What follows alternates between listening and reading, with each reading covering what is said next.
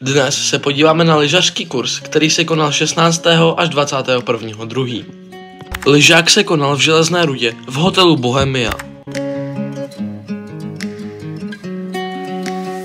Od hotelu jsme to měli k sjezdovkám opravdu kousíček. Počasí nám opravdu vyšlo. Měli jsme otevřené téměř všechny sjezdovky a sníh byl perfektní.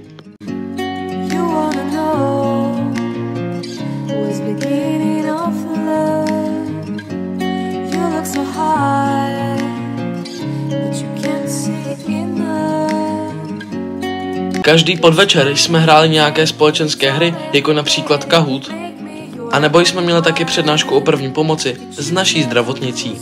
Jak se lyžovalo učitelům a žákům, se dozvíte v následujících rozhovorech. Tak vítáme vás u rozhovoru, máme tady pana učitele Fučíka, dobrý den. Dobrý den. Tak jak jste si užil lyžák?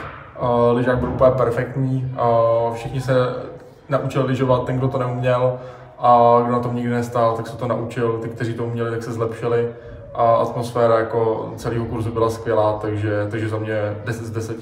Takže jste se užil hodně? No, extrémně moc. A jaký byly sněhové podmínky?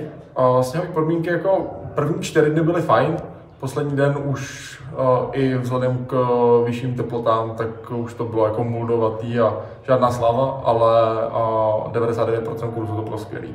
Tak a tak děkujeme za rozhovor a nashledanou. Já taky díky, kluci. Vítejte rozhovoru, máme tady holky, ahoj. Ahoj. Tak jak jste si užili lyžák?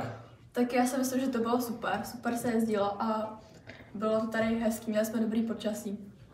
Jo, já si to tak myslím. A jak se vám lyžovalo? Jo, docela dobrý, akorát to bylo občas zmrzlý, jinak to bylo v pohodě. Jo, občas to bylo namrzlý, ale jak se mi taky lyžovalo dobře. Tak jo, tak super, díky moc a ahoj. Ahoj. Takže čau, já tě vítám u rozhovoru. Ahoj. Tak, jak se ti lyžovalo? Hele, nádhera, je to tady moc hezký, tady je to tu velmi dobré a jako určitě doporučuji sem jít, jako na jídlo aspoň, jo, takže tak. Tak jo, tak díky moc a čus. Jasně. Takže dobrý den, vítejte u rozhovoru, máme tady Ilonu Vintrovou, dobrý den. Dobrý den, Martine.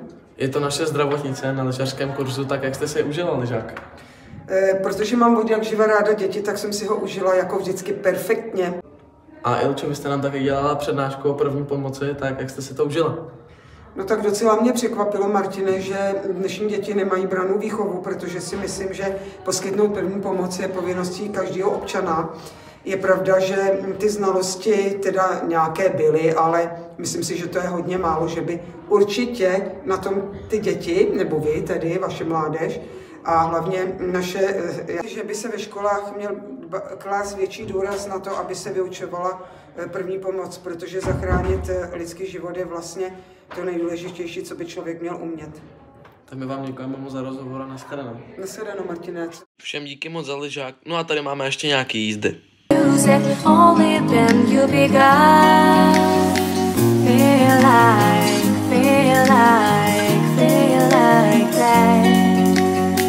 like